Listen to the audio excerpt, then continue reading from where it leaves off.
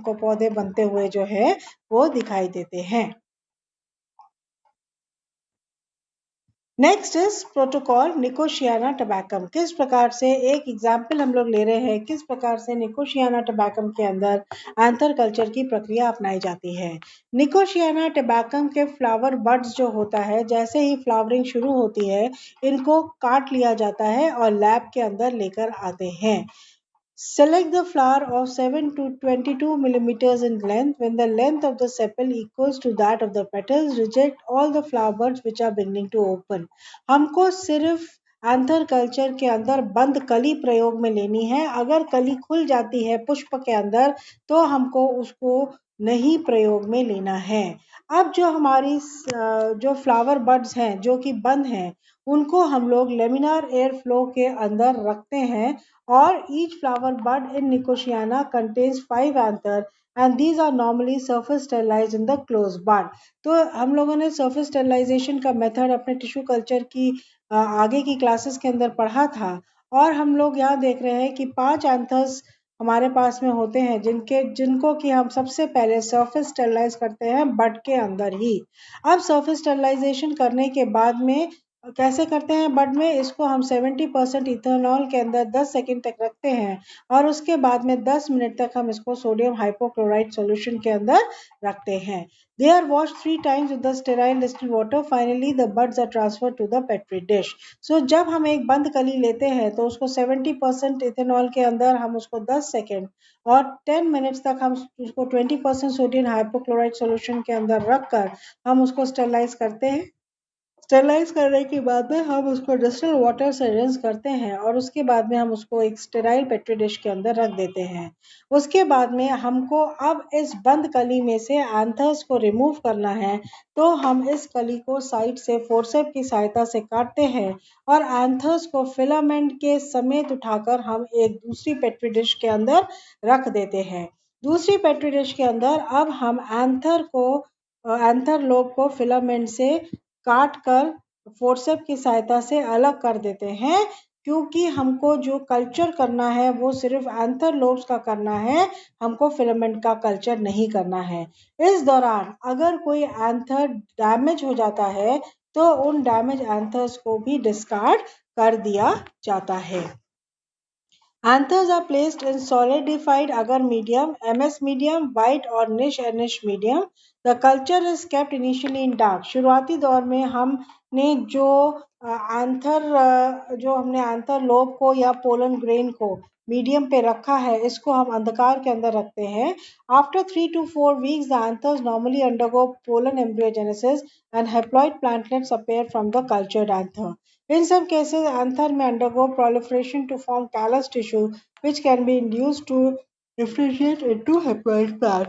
कुछ जो माइक्रोस्पोर होता है वो अलग अलग प्रकार से बिहेव करता है। कुछ माइक्रोस्पोर जो है वो सीधा ही प्लांटलेट बना लेता है और कई बार हमको कैलस बनता हुआ दिखाई देता है और फिर उस कैलस के अंदर अगर हम साइटोकाइनिन अधिक मात्रा में डालते हैं तो हमको वहाँ पर जो है वो एंथर्स बनते हुए जो हमको है वो प्लांटलेट्स बनते हुए दिखाई देते हैं। At this stage, the cultures are incubated at 24 to 28 degrees centigrade in 14 hours daylight at about 2000 lux. Approximately tall plantlets are fed from agar-agar by gently washing them with running tap water and they are transferred to small pots containing autoclave potting compost. अब इस पौधे को हम green house के अंदर रख देते हैं और इनको अलग अलग आर्द्रता से पार करते हुए फाइनली हम इसको जो है वो फील्ड के अंदर लगाते हैं। सो यहाँ पर जो चित्र दिखाया गया है ये दोनों प्रकार से कल्चरिंग का दिखाया गया है। एक हमारे पास में पौधा था जिसके के अंदर फ्लावर खुला, फ्लावर खुलने के बाद में हम लोगों ने जो है ये एंथर लोब जो है फ्लावर बड में से निकाल ली स्टेरलाइज करने के बाद में। उसके बाद में हमने इस एंथर लोब को कंप्लीटली जो है वो मीडियम के अंदर रखा। इस एंथर लोब ने सीधा अपने ऊपर एम्ब्रॉयड बना लिया जैसा ऊपर दिखाई दे रहा है और ये एम्ब्रियोइड या भ्रूणाभ ने अपने ऊपर एक हेप्लॉइड प्लांटलेट बना लिया। और दूसरा तरीका ये होता है कि हम इस एंथर लोब के से पहले कैलस बनाएंगे और कैलस बनाने के बाद में उसके ऊपर हम लोग हेप्लॉइड प्लांटलेट्स बनाने का कार्य करते हैं। Factors affecting anther culture. पहला इंपॉर्टेंट फैक्टर होता है genotype of the donor plant. Determine the frequency of the pollen plant production, high responsive anthers should be taken. Second होता है anther wall, act as conditioning factors and promote culture growth.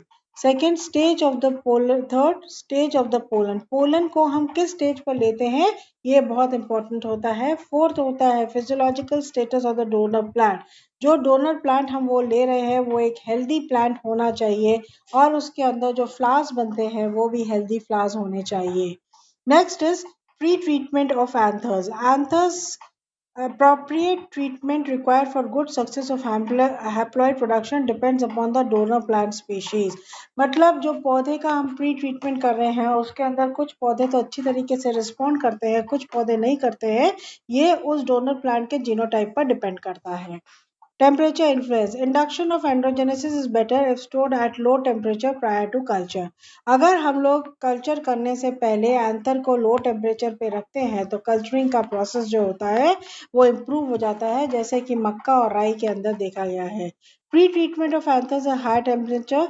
अगर हम लोग pre treatment anthers का कर रहे हैं तो प्री ट्रीटमेंट के अंदर अगर हम एंथर लोब्स को हाई टेम्परेचर पर रखते हैं तो वो एंड्रोजेनेसिस को प्रमोट करता है। Effect of light. Pre treatment of anthers at elevated temperatures 3 degree centigrade stimulates androgenesis in brassica and capsicum। Culture medium. It varies with the genotype and the age of the anther. Culture maintained on an auxin medium for longer period develop callus, a compound related to auxin, namely 2,3,5-T triiodobenzoic acid, gives positive results at low concentration. Incorporation of activated charcoal or 2-chloroethyl phosphate stimulates androgenesis in some systems. Advantages of anther culture। Anther culture के कई advantages हमारे पास में हैं।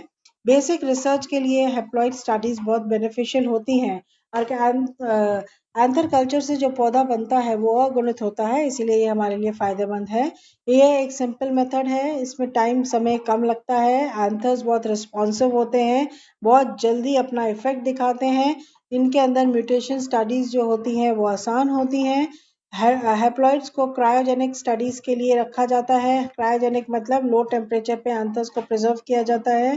For plant breeding and crop improvement purposes, application of haploid culture for horticulture plants and for study of secondary metabolites। So आज की class के अंदर हम लोगों ने एंथर कल्चर के बारे में पढ़ा और जब हम एंथर कल्चर के बारे में पढ़ते हैं तो हमको याद रखना है कि एंथर जो है वो पौधे का या मेल रिप्रोडक्टिव फर्टाइल पार्ट होता है। तो हम टिश्यू कल्चर में या तो हम कंप्लीट एंथर का कल्चर करते हैं या फिर हम माइक्रोस्पोर का कल्चर करते हैं। जब हम कंप्लीट एंथर का कल्चर कर रहे हैं तो उसके अंदर कई बार एंथर वॉल भी कैलस बनाने का निर्माण करती है, इसलिए हमको पता नहीं चलता कि जो कैलस बना है वो एंथर वॉल से बना है या फिर पोलन ग्रेन से बना है। और अगर हम सिर्फ माइक्रोस्पोर का कल्चर कर रहे हैं तो उसमें हम लोग ये निश्चित हो जाते हैं कि जो हैप्लॉइड प्लांट्स बने हैं वो प्लांट्स जो है वो पोलन ग्रेन से बने हैं।